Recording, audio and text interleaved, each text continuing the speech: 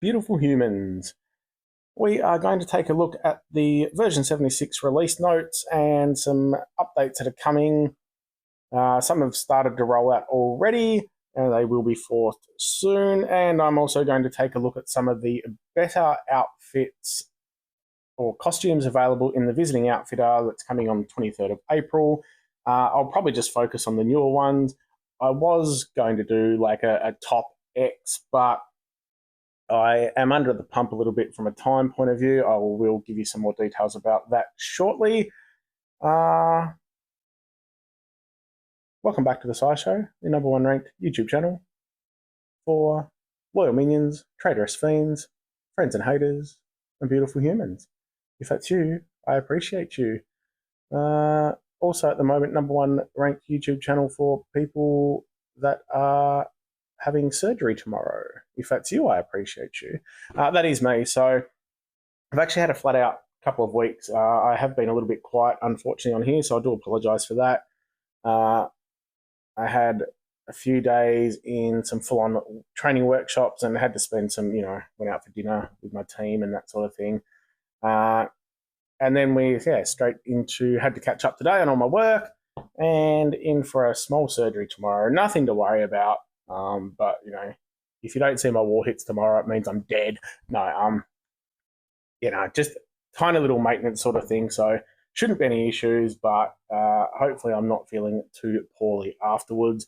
Hence why I do need to get this video out, just to give you a little something on the off chance that I don't get around to it later on. I may do more videos about these things if I get a chance, but this one won't have all the, I was going to say fantastic graphics, but I'm going to say the mediocre graphics and editing that I put in normally with the hero, the top list sort of thing. But anyway, that's far too much dribbling for me. Into the updates, we can see we've got the upcoming hero Elissa and Clague, which we've already seen. Not too great there. We'll move on to the status. So we can see that on April 7th, it started to roll out on Android and will happen on iOS soon. Some pretty big things happening in here. I'm just going to run through them all. Updated Magic Tower event, April 17th. We've got new family, which is the Magic Carpet family. They're getting a family bonus of 10, 20, 30% chance to grant 5% mana to all allies when the hero casts a special skill. Really nice. Heroes of this family have Flight Momentum, which we'll see in the passives below. Heroes start with full flight momentum. At the end of each turn and when taking damage, the hero loses a small amount of flight momentum. When casting their special skill, hero gains flight momentum. Slower heroes gain increased amount of flight momentum. New passive skills, mana on damage received. When the character receives direct damage from special skills or normal attacks, they receive 1% mana. Okay, that's a nice little boost, I guess. Just 1%. Maximum 5% per turn. It's from normal attack. So that's, think about them on defense. They're going to be getting every tile that hits. So 5% per turn can end up being quite good. Think of a big cascade if you've got a few of these heroes in your team. So nice there. Flight momentum. If the character has any amount of flight momentum, they receive up to 20% mana generation, up to 5% extra chance to dodge. The effects diminish the less flight momentum character has. So that's going to be interesting to see that flight momentum sort of bar, I guess, building up or dropping down depending on what's happening. And then getting that extra effect as their passive. Up to 20% mana generation, very nice. 5% extra chance to dodge. That's neither here nor there. Stop Mega Minions. This is the big one. Enemy Mega Minions can't attack or use abilities. Yep. It's not something I'm a fan of. I like, again, I think I went on this rant not too long ago. It's a business. I understand. We release heroes that are great. We then release heroes that can count on. I understand that, and it doesn't bother me. I don't like the fact that there's new heroes every second day. But the fact we release a hero and then release a counter to it, that doesn't bother me. That's business sense. That's a way to make the game enjoyable of, okay, here's a hero, now we need to find a strategy to beat it. And if we have to get a new hero to help in that, then that's the way it is. But when we throw a passive in that disables Mega Minions, as a passive, it is just fucking ridiculous. That's all I can say. I'm not going to rant about it too much, but at least let us use strategy to beat the heroes that are doing well at the moment. Give us heroes that we can use as a strategy with their special skills, not just here's a bloody hero, it disables the Mega Minions. Anyway, moving on. The new heroes, we've got Zaza, Agad, Alyssa, Naeem, Lando, and Lily, Epic, Manpip, and Rare Bertha. So even though Epic and Rare have that same passive of stopping Mega Minions, so you can basically stick a Rare, a 3-star hero in your war attack team, and it's going to disable those teams we've seen of all those Mega Minions. It doesn't render them, the hero, totally useless, but the Mega Minion becomes totally useless. All that spreading bleed. So, nice little thing against, I think, the magic heroes, especially with their the different charge levels against Fergus. But yeah, I just wish it wasn't in there as a passive. Magic family costumes. So the original Magic family, Melina, Agrigina, and Nadezda, they are getting costumes, and their costume also has that passive skill to stop the Mega Minions. So it's great if you need them. I just don't think it's great for the game in general. That's my opinion. I'm sticking to it.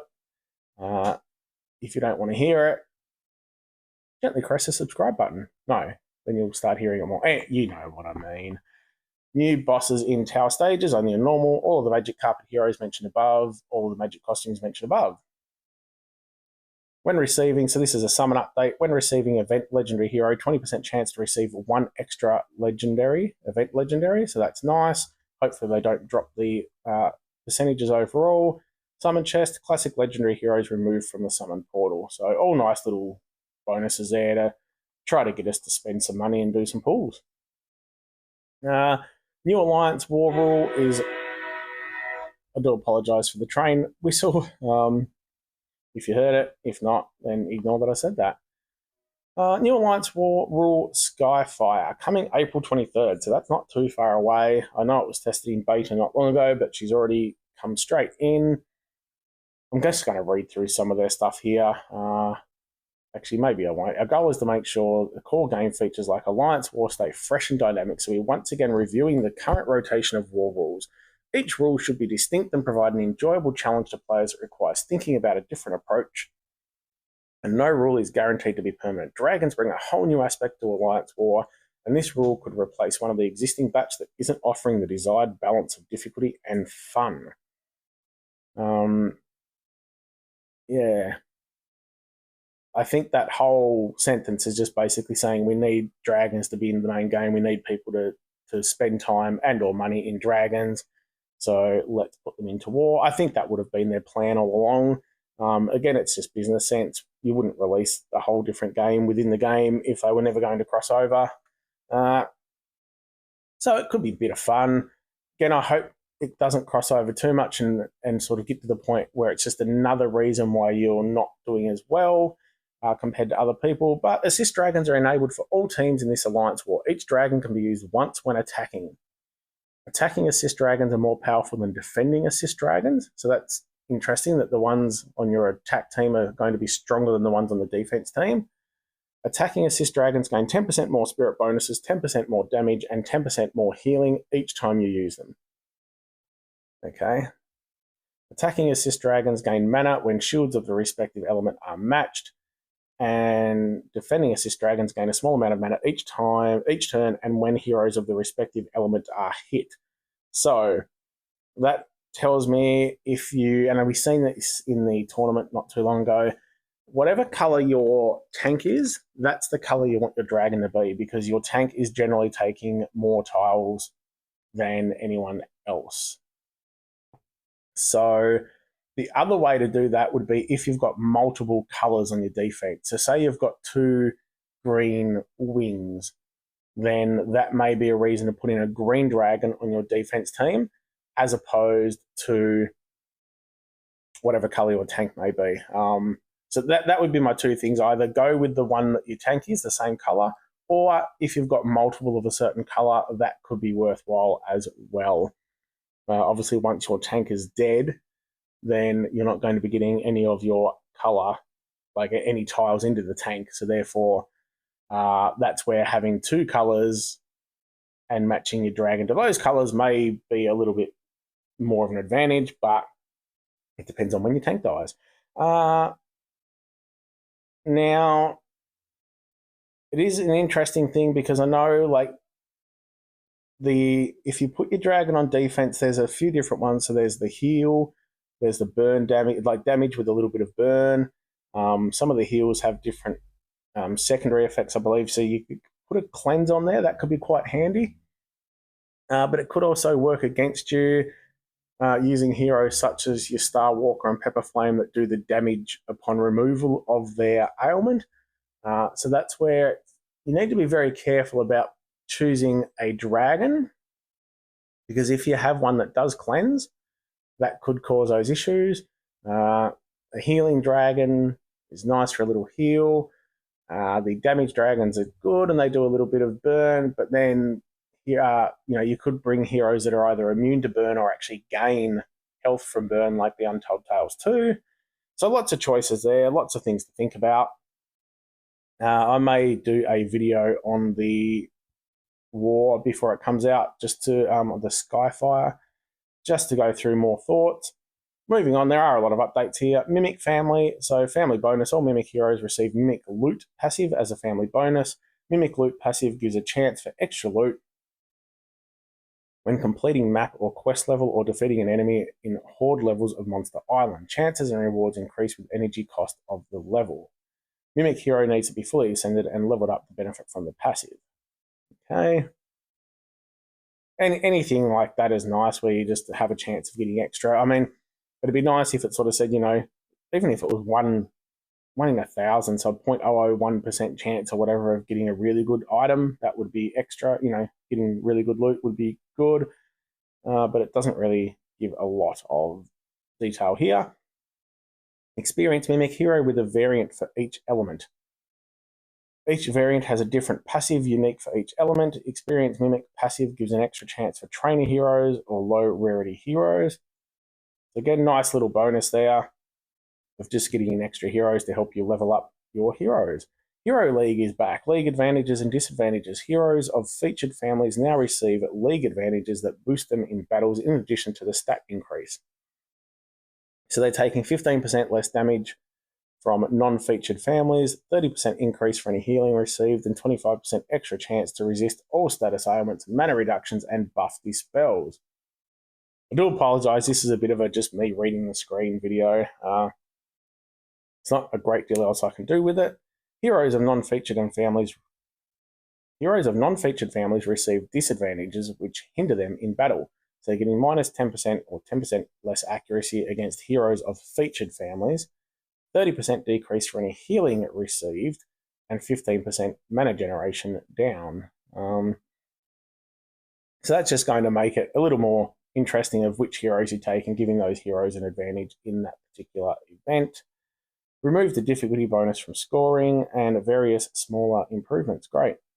Harvester update renamed to boosters. All harvesters have been renamed to boosters to bring more unity to the group. Yep, who cares really what they're called. General update. So update, the duration is now 2 days.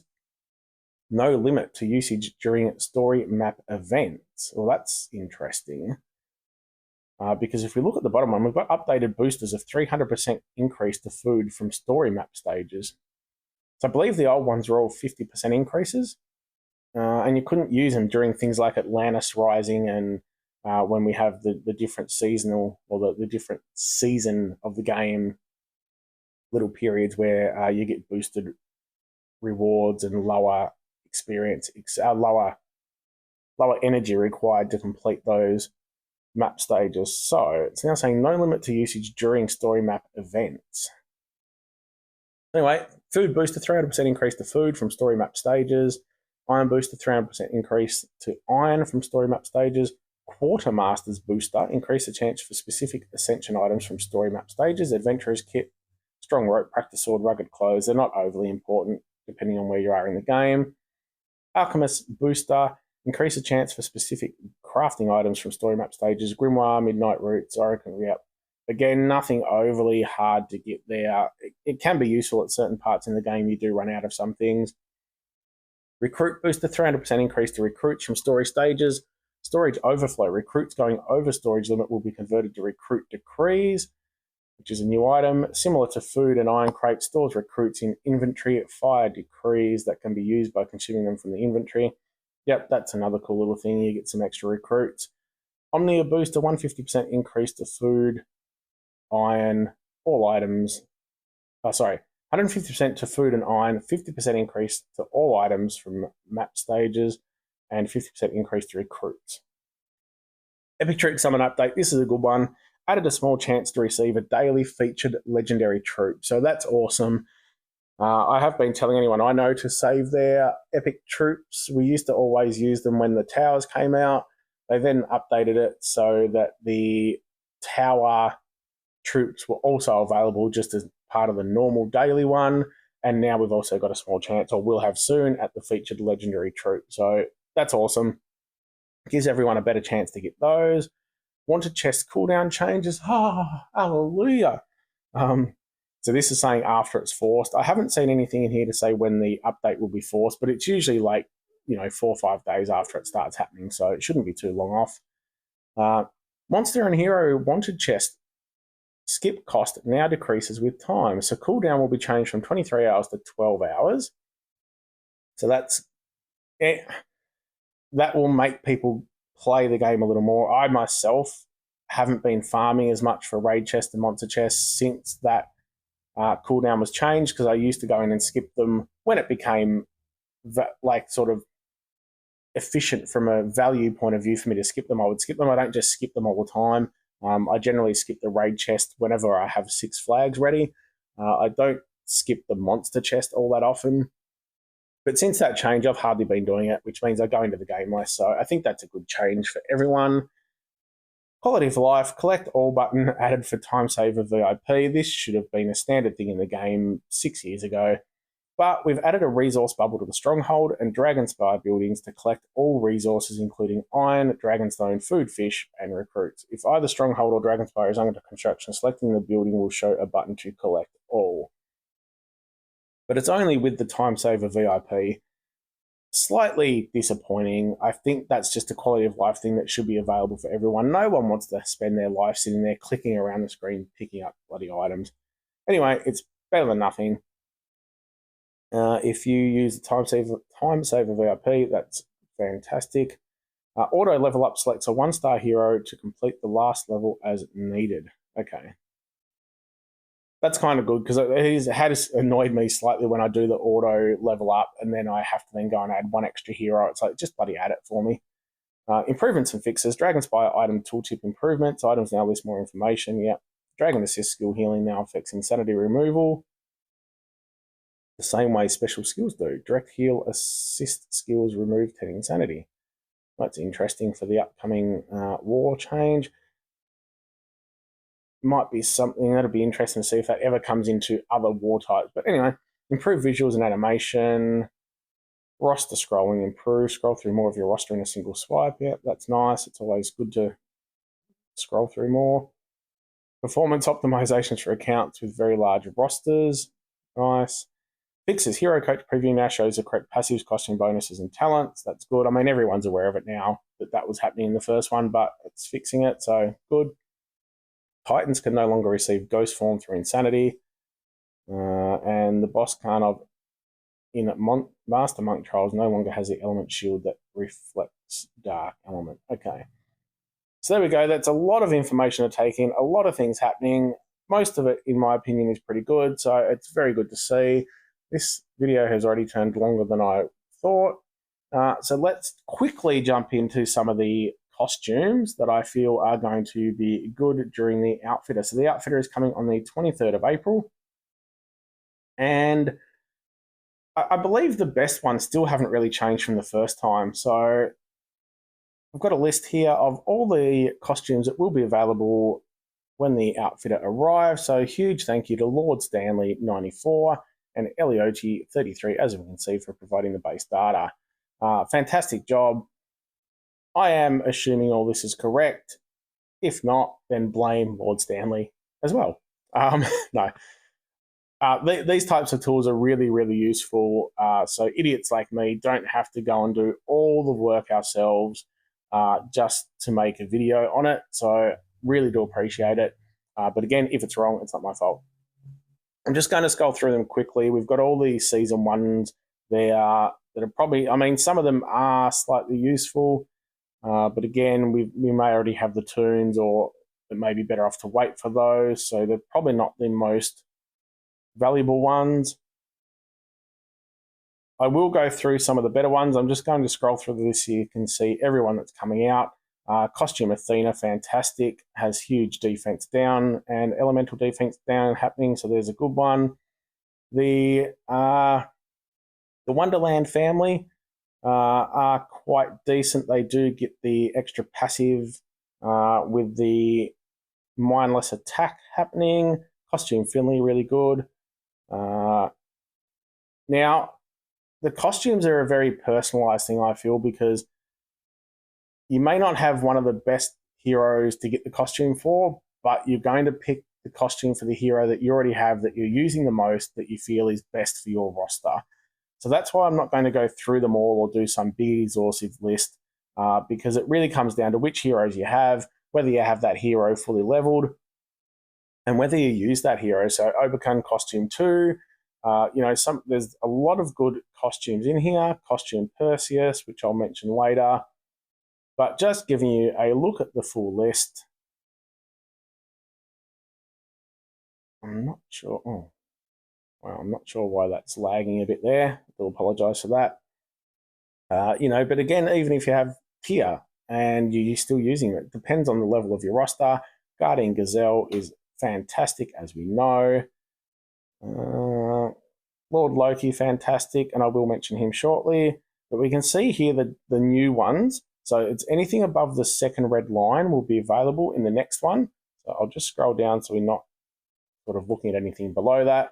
So the new ones we've got are Gargamel, Alfreak, Thorn, Costume 2, Morel, Sam and Loki. There's still people that swear by Sam and Loki for certain things. I'm not going to mention it. There's a couple of heroes in here who may be useful for Mythic Titans and that sort of thing, but it's such a niche use. Again, if you need that, Norns is another one. Anyway, back to the list.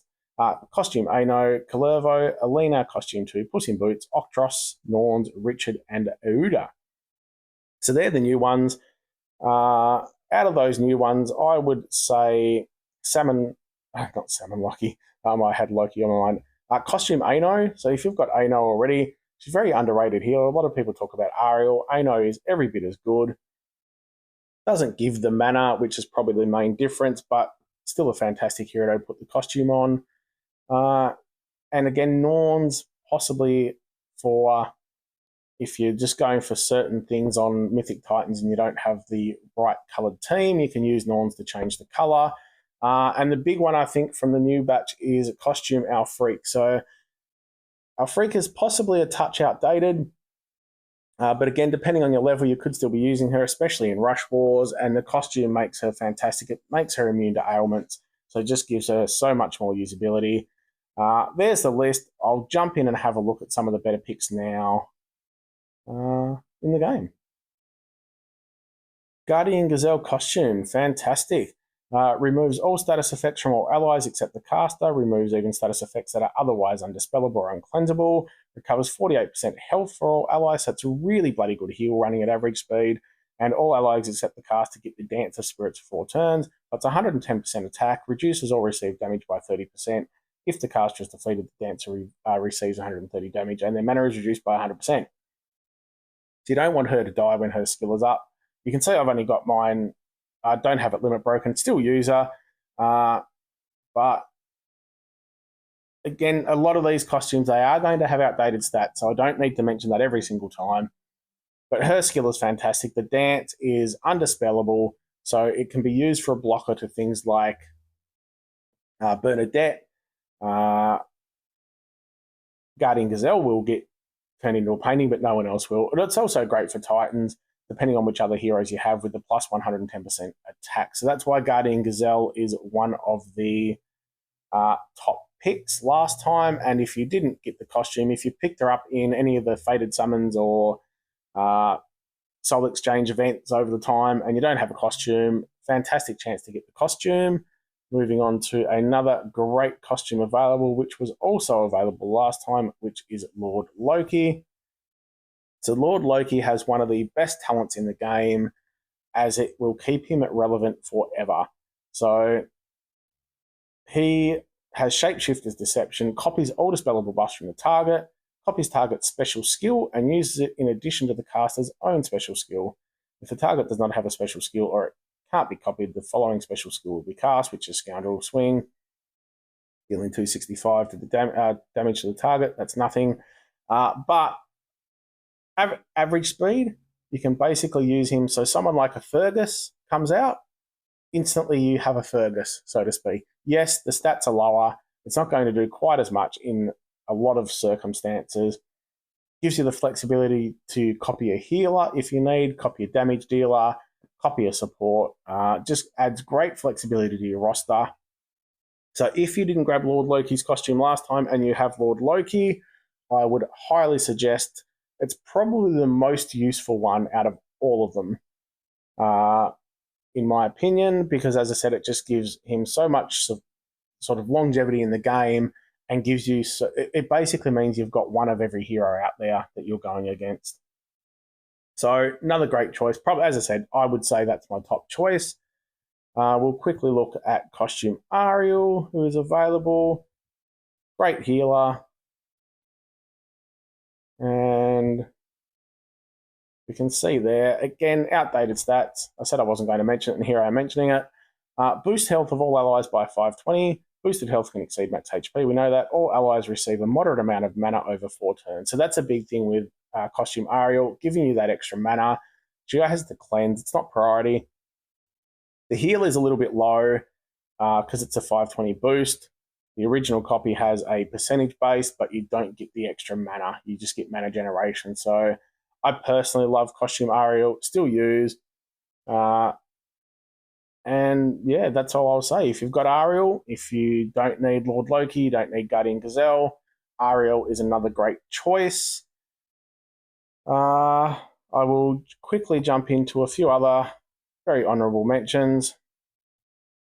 As I said, they're all kind of just honourable mentions because depending on who you already have, you can see I really went to town with the Our Freaks there, but the costume of Our Freak gives the ailment immunity with the Aether Talent, which is what I mentioned earlier. Means she's immune to those ailments. The rest of it we know deals 240 damage to all the hit targets, casts 5 dark cubes to random enemies, and the dark cubes reduce max HP and give the mindless attack. We all know Our Freak. We all know she's amazing. The costume version also turns her into a paladin, which is great if you're using her as a tank. But as I said, the main thing is that ailment immunity for 6 turns. And in Rush Tournament, that's generally enough to really stop you getting your own mindless attack or something like that before you get a chance to fire. So another great option. I'll quickly go through a couple of others. One I don't have, I'm going to mention, is Kalervo. And that's purely because he does the mindless attack as well. I love the mindless attack. I love mana control. So Kalervo, I'm pretty sure I don't have him. I always wanted him, never got him. Yep. Unfortunately, can't show, but good option. And finally, I'll show Ano, if I can type correctly. Same mine's not leveled, but cleanses status ailments, gives the health recovery, which I believe is 40% when it's maxed. Don't hate me if that's incorrect. I wish we could turn on max preview here. All enemies get minus 13% mana generation. Again, that's bigger. Against nature characters, it becomes uncleansable. So very, very similar to Ariel in a way. I did have Ano and Ariel in my recent Blue Healer video. If you haven't seen the best Blue Healer video, go check that out. Very, very similar to Ariel. Does the cleanse up front, which is fantastic. then recovers the healing, and rather than giving you mana, it's minusing the mana generation from the enemy. So another very good option there. That's about all I have to say, I think. Thanks for watching. That's an awful lot of listening to me. I do apologise for anyone who listens to me for that long. I don't know why you would, but I appreciate that you do. As always, if you enjoy what I'm doing, gently press the subscribe button. Give your kitty a scritch for me. Mine is asleep on a different chair because I have the laptop on my lap. But she is totally ignoring me. Have a good one, and hopefully I will see you for my War Hits tomorrow. But if not, it's been lovely knowing you all.